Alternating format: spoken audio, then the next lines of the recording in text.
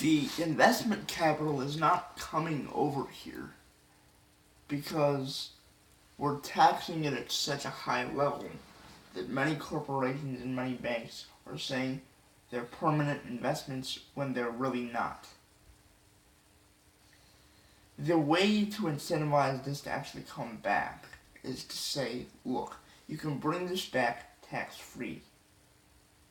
Not only can you do that, but because these are new profits that haven't gone to the economy before, you get to keep a large portion of them. Or the average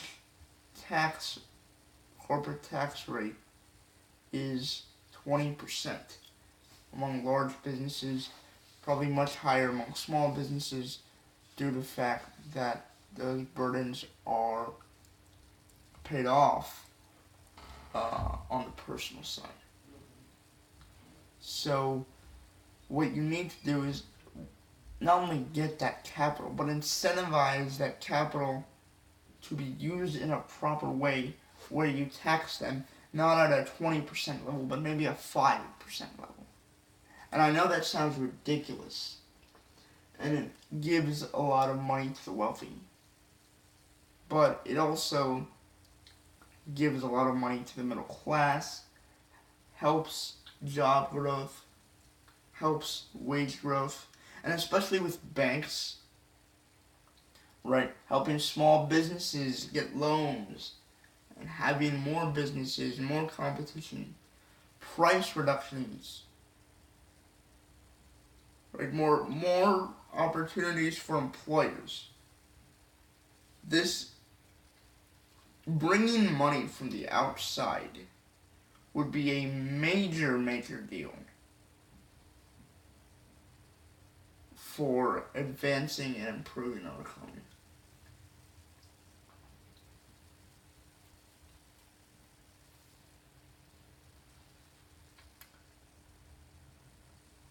Okay, and this relates to trade. How? Why haven't trade deals of the past worked? I will tell you why they haven't worked. They haven't worked simply because the United States has tried and failed and tried again and failed in an attempt to create parity among trade partners in the wrong way, which can't be enforced.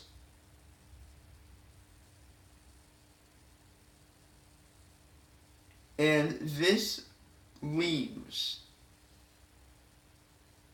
us at a disadvantage. It has since NAFTA. See, what happened as a result of NAFTA?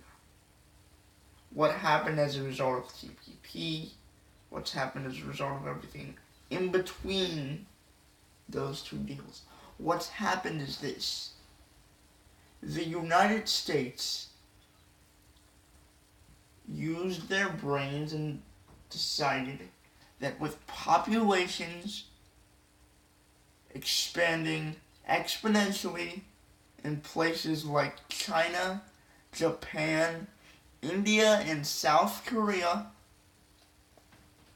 we can sell our stuff to them,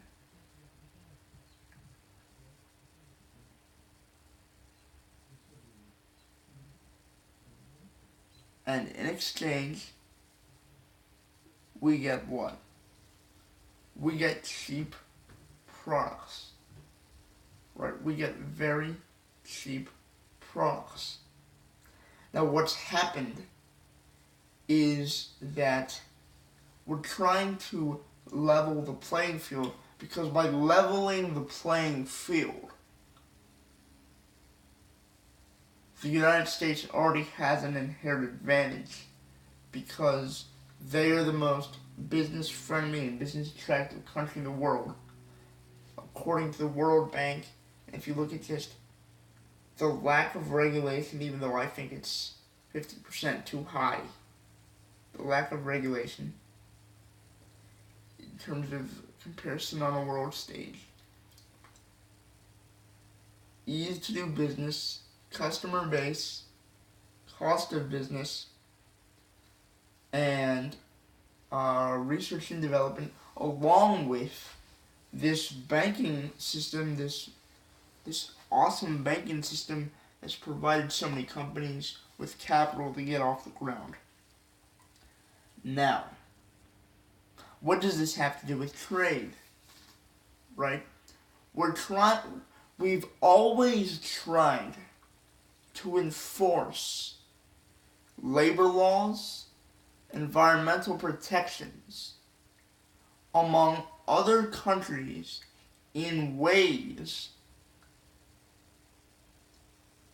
that can't be checked, that can't be observed, that can't be punished without us punishing ourselves in a way.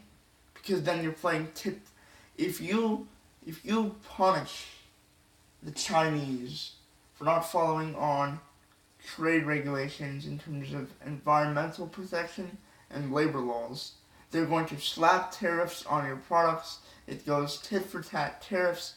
We're now stuck back to square one where we are now, which hasn't been working.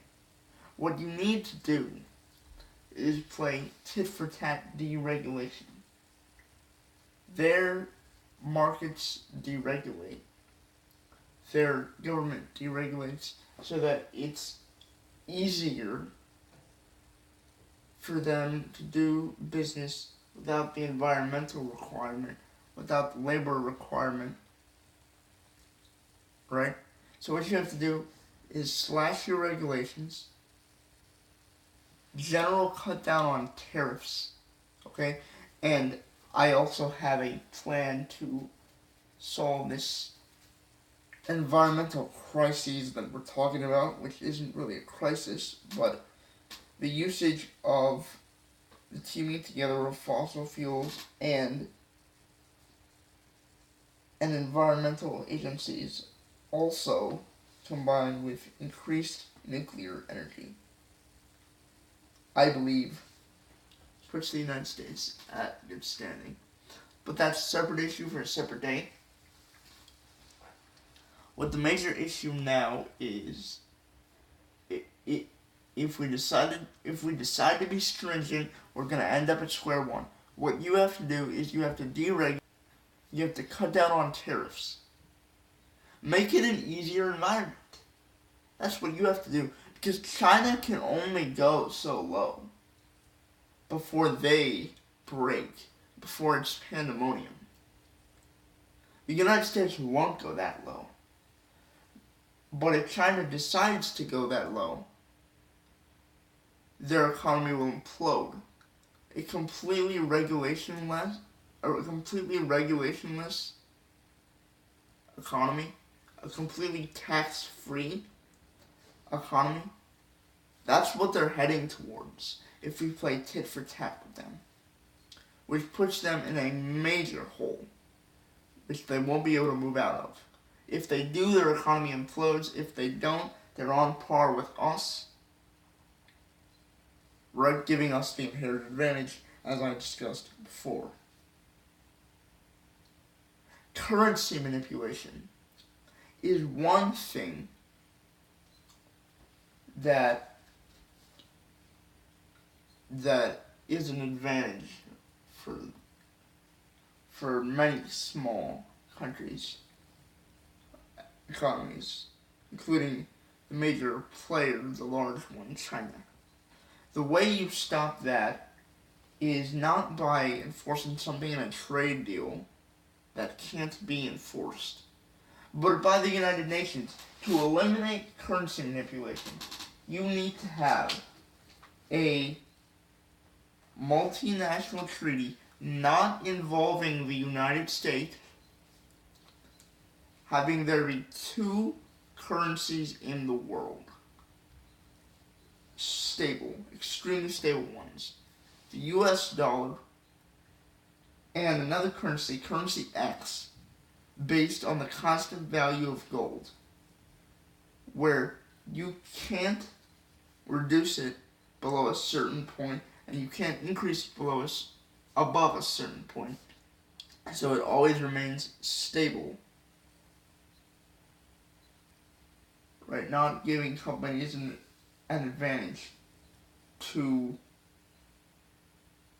come over to the foreign powers. Sorry, to the other foreign countries. The reason why I say two separate is the United States dollar is simply based on worldwide consumer confidence. If we were actually going to link it to something, the value would change, it would be unstable. Everything for the United States would shift in a terrible direction. But because it's already stable, because consumer confidence is always so high in the dollar, you don't have to fix what isn't broken. Rather, fix what is, so that we can have full parity within the global economic structure. Do what China has done in terms of a regulatory environment, not counting labor laws and things like that. You can try to pass something humanitarian-wise. Doing things through the UN is probably more successful than through trade deals, because that way there's like a way to check among the international community. There's more pressure to adhere to these things rather than in a multinational trade deal where nothing is checked and it's between a few countries, so it's not a larger representation of the entire global marketplace. But again, deregulate, reduce tariffs, and keep the one thing, and keep currency up to standards, up to your standards for the United States, to have an even, level, open playing field for business and global business marketplace. Okay, coming up next, final segment of the day on the NFL scouting combine. What to look for, who and who isn't. Throwing my top 10 revised. And much more coming up tomorrow. Obviously, I don't have my topics yet, but there will be something very interesting to look forward to. So that's all coming up next on the Ashish Sports and Political Podcast live from Hilliard, Ohio.